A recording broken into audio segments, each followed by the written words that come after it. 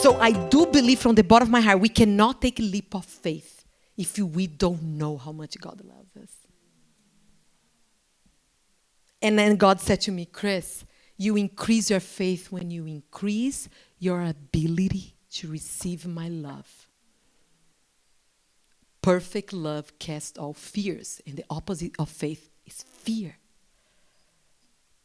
So I realized, why am I not feeling your love? Because God's love is a subject that we it's so hard to talk about. We cannot grasp. I never grasp. It's this unconditional love that is beyond. I can grasp a little bit with my relationship with my daughters, how much I love them, how much I'll do anything for them. It's beyond that. Can you imagine? He loves us beyond our mother instinct. Like how? How can I? And then I realized how I was projecting, how I was hearing God. And I'm going to explain how I was hearing God, I'm going to share a little bit of my past and how my past experience will influence. I grew up in Brazil. Brazil, for those who don't know, we have this really romantic, passionate culture. So, we are Latins. Have you heard about the Latin lover? There is a reason for, right? A Latin lover can say to you in a day what you wish their North Dakota husband tells you in a year. I had guys, I had boyfriends before my husband. I didn't care for any of them. Sorry, I never told you that. But I was hurt. I was hurt by men that promised me and let me down. And maybe in your case, it's not a Latin lover. Maybe you had a father, an earthly father that let you down. But God's not your father. God's not our past experience. He's God. Be still and know that I am God. So I'm going to give illustrate how I realized I was hearing God. And if it's weird to you, that's how I was hearing God. I imagine like Jesus coming, right? Like a Latin lover with a gold chain. And I open my Bible and I hear, Cris, mi amore. I have plans for you, my baby. Plans to prosper you, not to harm you. To give you a hope and a future. You know, my love, that everything worked out for good for those who love me. So, my baby, trust in me with all your heart, okay? And lean on your understanding. No. Come here to Papa. Yeah. In all your ways, submit to him, to me, and I'll make your path straight. Oh, yeah. Guys, do you think I'm going to have faith in this God? Do you think I'm going to listen to his calling and take a leap of faith, believing that he's not going to keep his promise? So that's when I was like, God, I want to hear you. I want to hear you. Help me to hear your voice. So now my God is more like flannel shirt, like a farmer guy. Oh, yeah, Chris, you betcha. I'm going to do it. Oh, yeah. You can count on me. He's more North Dakota now. Sorry, my friends from Brazil, Latin lovers, I'm just kidding. Just trying to make people laugh. I know a lot of men. My father was an honorable, wonderful man, my earthly father. But do you get it? So ask yourself, how are you hearing the promise of God? Who are you projecting in this promise? Right? The world is calling you to project our earthly experience. And God is begging us to hear him. We are here truly to join forces and talk about how can we use the ancient wisdom of the Bible to truly empower our minds, to truly empower our relationships, our lives, our community and the world. And with that, using this wisdom, share the scientific discovery that back up what is here. What I love about LOL, we have people from many backgrounds, denomination. I personally don't like the word denomination because it means, learn this with Jaina, means divine nations, and we are all one. I absolutely love the passage in the Bible that say, there is no men and women, no black and white, no Jewish or Gentile. We are all one in Christ. And for those here that doesn't even know Christ, or I know there is one person here that said, I don't even believe, like I'm almost an atheist. For those who didn't came last time when I spoke at LOL, for almost 10 years, I went through a moment that I was an atheist. Kind of atheist. I didn't know. I was so hurt by this God that I believed was the God, and that I totally disattached, and I went through many religions. So I do have a heart, and I want you to, if it bugs you when me or Jaina talk about Jesus as God, go to the fact that we are talking about a belief system. Jesus came to reveal a God. Jesus came to reveal a way of thinking and believing and seeing ourselves, that it doesn't matter if we can prove it, if it was real or not, it's going to affect your health, your brain, your self-esteem, and your life. So if there's a part of you that bugs, that's fine. Go to the belief. Like if I start believing that there is a loving God, if I start believing that there is a God that can help me to move mountains, how am I going to walk? How am I going to relate with others? How am I going to work? How am I going to share? How am I going to live? So go to the belief system. Okay, so I don't want anybody to feel like that you're not part of. Let's always make room for everybody. And I believe for many years that by changing someone's thought, I change their emotions. By changing their emotions, I change their behavior. But when you receive a call that your father is dying from cancer, your daughter maybe is not going to survive, I am sorry. Don't tell me that I need to think positive. Okay? Don't tell me that. So that's when it was a moment that I let go of everything. I realized that I had a pretty good education, but it would take me years to get over it. I learned about Freud. I learned about Jung. But nobody taught me. What can I learn from Jesus about mental health? What can I learn with Moses about leadership? What can I learn with Mary about family values? I wouldn't be an angry stay-at-home mom if I would learn back then. I came from a background, my profession is I'm a psychologist. I grew up in a big, fat, loud, Catholic Brazilian family of 6 kids. I'm the last one of 6, which means whoever were available changed my diaper. My grandmother was this sweet and really devoted Catholic. And I remember that I was deadly afraid of her God. Deadly afraid. I remember that she used to have this saying. She said, okay, if you don't want to confess, that's okay. But I'm going to go to my room, and I'm going to pray. Always have a pause after the pray. And when I pray, God listens. For 10 years of my life, I was between being an atheist or a completely lost woman that had no clue, trying to find something to fulfill my heart. I went through so many religions. I'm going to confess something again that I never did to anybody. I ended up in Scientology in Beverly Hills. That's how lost I was. I went to 3 sections, and I'm like, okay, Tom Cruise is not here, I'm out. And I had this dream. I think my soulmate is in LA. And my friend that was single friend in LA said, girl, I'm a single woman in LA. You said that this angel said that your soulmate is here. Let me tell you, you didn't have a dream, you had a nightmare. 3 months later, I was in a party, and this woman, that she was a producer, she started talking to me, and she was like maybe 60-year-old, and I don't know if you know, when you were single and you go to a party and you're looking for a soulmate, you don't want to talk with 60-year-old woman. Are you an actress? Are you? And that's exactly what I am. I said, do you know who I am? A crazy woman. That's who I am. And I told her my dream. And this woman, which I didn't know, was my husband back here in Fargo, business partner.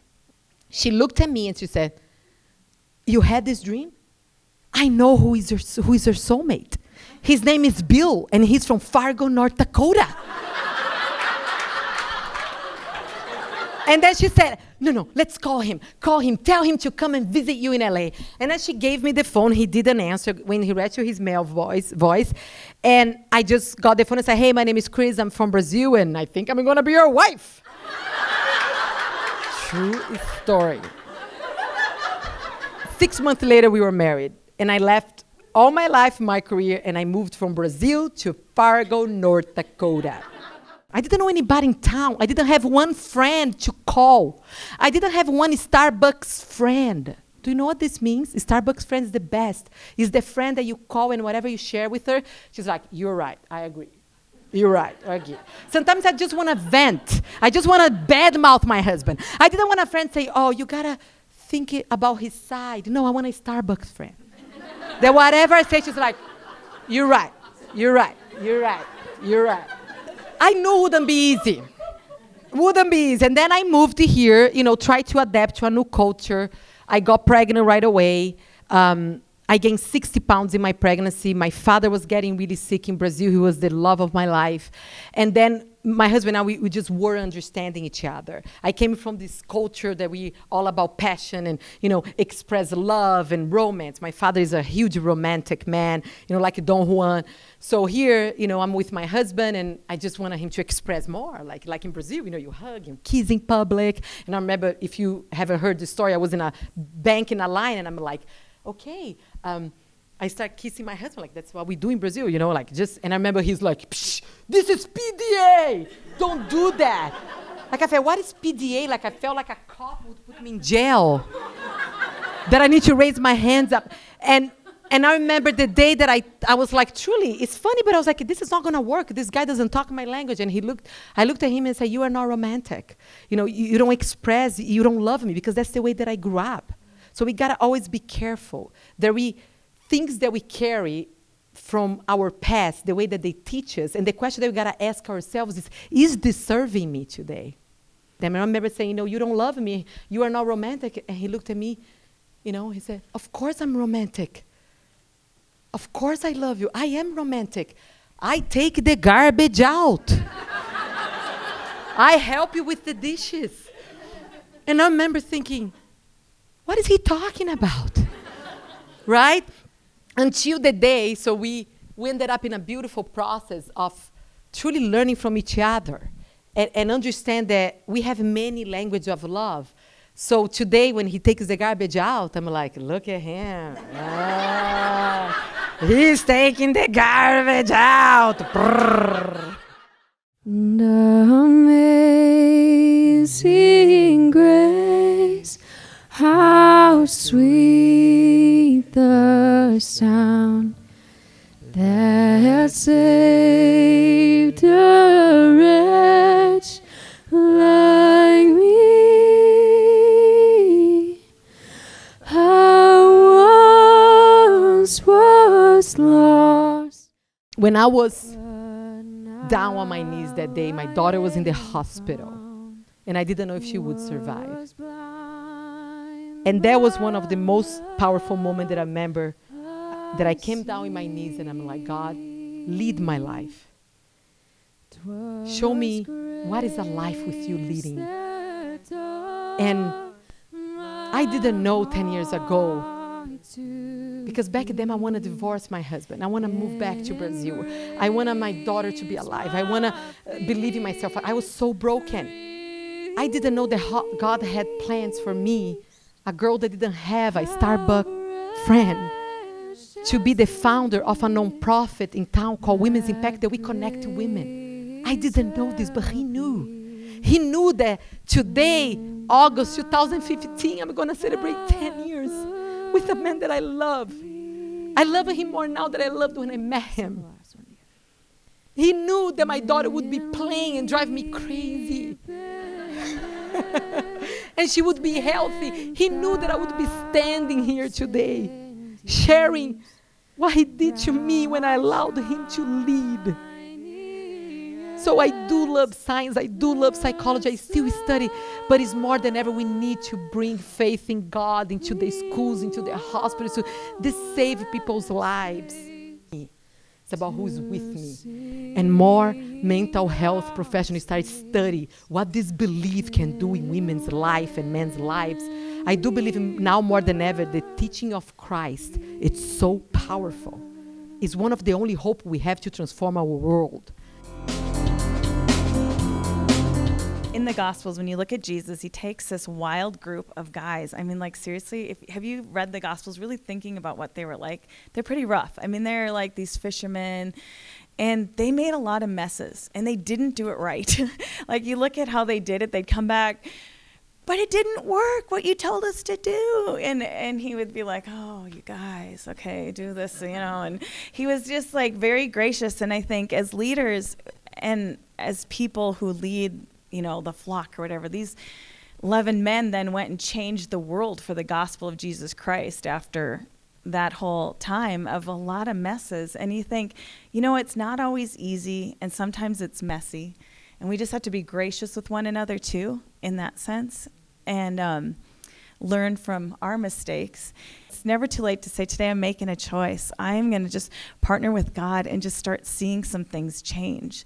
And I really believe he has a plan for each one of you that's incredible. He said, he promised it. I have a plan for you to prosper you and not harm you, to give you hope and a future. And in those plans, there will probably be pain and hurt. But he's also a God that redeems the time, and he takes back and brings some reconciliation. Look at his promise. And I love this one. This one, actually, I've been meditating on over and over the past month. Trust in the Lord with all your heart and lean not in your own understanding. In all ways submit to him, and he will make your path straight. Oh, my Bible say right. Oh, no, it's straight. You're right. Who said it? In my mind, I say right. Okay. Proverbs 3:5-6. One day I'm going to memorize. You're going to see. And I love this promise, right? So I was talking to God, and I was like, God, I know faith comes by hearing your word. Why? I know your promise. Why I hear your promise? I go through phases, and I'm in a good phase or another. I wake up 5:30 before everybody, and I read the Bible, and I meditate on it, and I talk to God. I'm like, I'm doing everything, even though said it's not by works, it's by faith, right? And I was like, why am I doing wrong? Why I cannot have a faith and move mountains? Why sometimes it's so hard? And I don't know what is the mountain that you want to move. Just close your eyes for a second and ask God, what is the mountain that I need to move? That I need to, not me, but believe that you will move. What is the mountain? Maybe you want to restore your relationship. Maybe you have a dream that God's put in your heart, and he wants you to take a leap of faith, and maybe you got to move to forgive someone or to allow yourself. I just feel strongly in my spirit, like allow yourself to let go of what you cannot change anymore and give yourself the gift of a new life. A lot of us are stuck in the past. We don't allow, and faith is believing what we cannot see. And the wisdom in the Bible that I'm learning every day in my life is not about me. God, to empower Moses to go and receive this calling, God didn't say, Moses, like we do a lot in women's empowerment, including myself. Many times I did this, and I still do sometimes. God wasn't like, Moses, you can do it. You are fearless. You are fierce. You are powerful. You go, guy. He didn't. He said, you go, and I'm going to be with you. It's not about you. It's about who is with you. And I am with you, and I am God. How can we have a faith leap? How can we have the faith like in Matthew 17:20? Truly I tell you, if you have faith as small as a mustard seed, you can say to this mountain, move from here to there, and it will move. Nothing will be impossible for you. Can you look at the person beside you and say, nothing will be impossible for you? Now look again and say, a minute, nothing will be impossible for you. Nothing. Nothing. Can you please Repeat with me. Nothing. Nothing. Nothing. So I love this passage. But I don't know about you. I need this word tonight because I'm so far away personally from living this in my life. I'm honest to say I don't have a faith that moves mountains. I don't, but I'm going to have it. I'm going to have it. Sometimes I don't have faith to move my 9-year-old daughter from the couch to her bed. Exodus 4, that finally Moses, after going through many doubts, he tell to his wife. There's just one moment that you can hear about his wife, and get his wife and kids and get on a donkey and go to Egypt and accept the calling. And I love this part. Actually, what truly inspired me this word is more Moses' wife, because that woman, contrary to him, she didn't even doubt. Like as a woman, when I read the part that he got his wife and kids got on a donkey, as a woman, I was waiting for the next lines, her saying, "Are you kidding me, Moses? Do you want me on a donkey? Like if it was a camel, maybe."